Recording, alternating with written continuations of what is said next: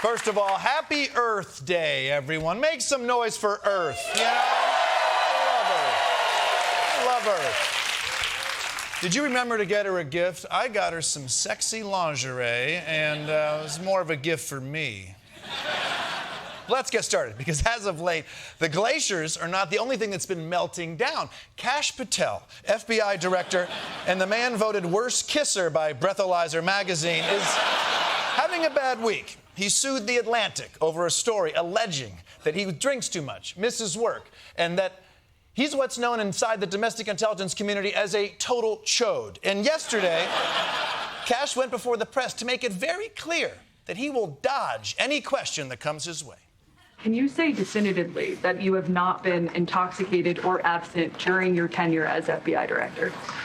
I can say unequivocally that I never listened to the fake news mafia. Yeah.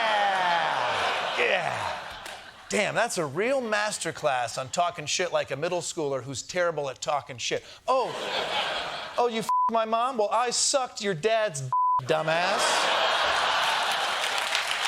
Yeah, clap for that. Clap for that. Also, the fake news mafia? I appreciate that you tried to make us sound cool, but if the news were the mafia, it would be a lot more vague. Tonight at 6, let me tell you about the guy who's going down the place to do the thing, okay? Capiche? Come on, Cash Money. You got to give me a better defense than that. Try again. This FBI director has been on the job twice as many days as every director before me. What that means is I've taken half as many days off as those before me. What that means is I've taken a third less vacation than those before me.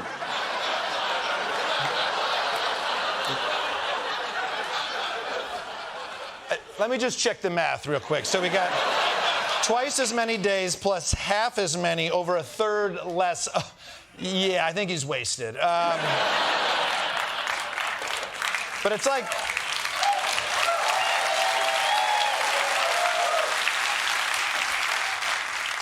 It just says boobs. I don't... But it's like my grandpa used to say, if you love your job and you're shit-faced at it, you'll never work a day in your life. But let's move on to the big update on the war with Iran. Specifically, the update is that I have no idea what the f*** is going on with the war in Iran. Nobody has had any idea since day one. Trump just started this war on us like a dog bringing us a dead bird. We don't even want this. Now we have to clean this up? And it doesn't help that everything he says about this war is immediately canceled out by the next thing he says about this war. It was only going to be 4 weeks, then 6 weeks, then 8 to 10 weeks. He wanted an unconditional surrender. Then he wanted a nuclear deal. Then he wanted to open the strait. Please, Mr. President, can you stop bullshitting us and just find an end to this war? President Trump just told the New York Post that Vice President J.D. Vance and his delegation are in the air on the way to Pakistan for talks with the Iranians. Thank you. Yes, we must be nearing peace. I mean, Trump makes up a lot of bullshit, but if he says the vice president is in the air, that definitely happened. But that didn't happen. Vice President J.D. Vance, who was preparing to fly to Islamabad, never left. Wait. So he just made up a flight? Look, I know everyone who knows J.D. Vance is always wishing that he was on his way to another continent, but this is not the time to manifest it into being. The ceasefire expires today, unless you're going to extend it. The president said it was highly unlikely he would extend the ceasefire. I expect to be bombing. Shit. Okay. So J.D. Vance is not on a flight, and Trump is not extending the ceasefire. Okay, I got it. Late this afternoon, President Trump announced he was extending the ceasefire indefinitely. Indefinitely? Oh, God. So, hold on. No ceasefire to ceasefire. J.D. Vance to no J.D. Vance. Oh, it doesn't matter. It just says boobs again. Jesus Christ. You know what?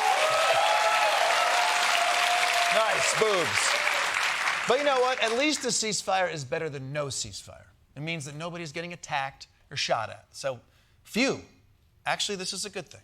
Hours after President Trump's ceasefire extension, Iran attacking vessels in the Strait of Hormuz. More ships fired upon and seized by Iranian forces. Iran unmistakably sending a message to President Trump. Jesus! That's the shortest indefinite ceasefire I've ever seen. President Trump, Iran's Navy is shooting at ships. Iran's Navy is gone. Shut the up! Just shut up! God, just shut up! Jesus! Nothing you say means anything. In fact, you know what? Hold on. I know how to deal with this. Never in the history of warfare has an enemy suffered.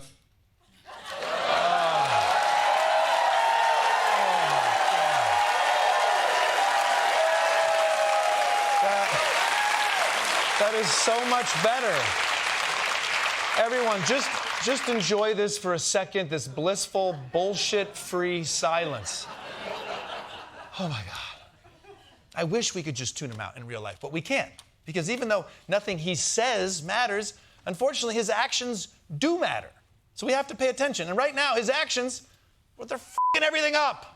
AAA reports the price of a gallon of regular spiked 40% since the day before the war began. Last week, the International Energy Agency warned that Europe has only about 6 weeks of jet fuel supply left. That supply shock tied to the Strait of Hormuz is hitting fertilizer markets as well. Fertilizer's going up. Do you understand how bad it is when the price of shit is rising? I wish I knew about this morning when I flushed a whole retirement account down the toilet.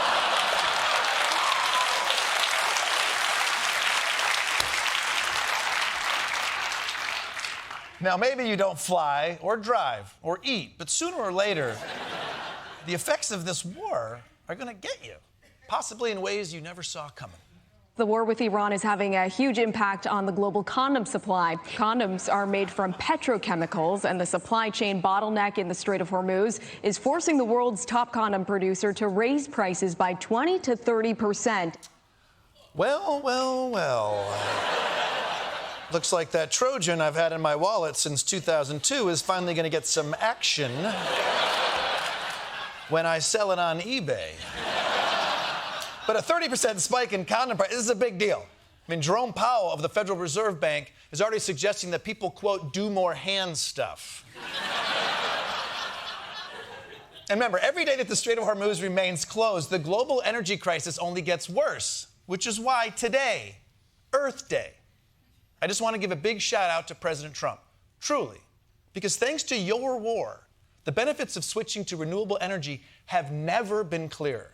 Now, we can all see the risks of anchoring the entire global economy to one narrow waterway in the Middle East that stays open or closed based on the impulses of a deranged ruler. No, not that one. There you go. Yeah.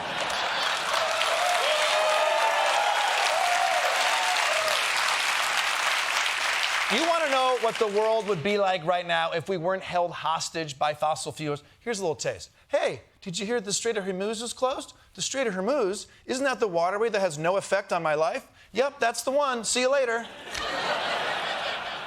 So, President Trump, thank you. Your thoughtless war is already spurring countries around the world to invest more in wind, solar, and all the other forms of energy that you would probably refer to as gay. Now, I don't think that was your plan when you started this war, because I'm pretty sure you didn't have a plan at all, but still, you have, by pure chance, helped the Earth. At this point, you're basically Captain Planet. Except, if there are any records of you spending time with younger women, they've probably been redacted by the DOJ. And look, we know by now that praise means nothing to you unless it's accompanied by a trophy. So allow me to present to you, Donald Trump, with the first ever Earth Day Award for being a reckless idiot who accidentally did something good.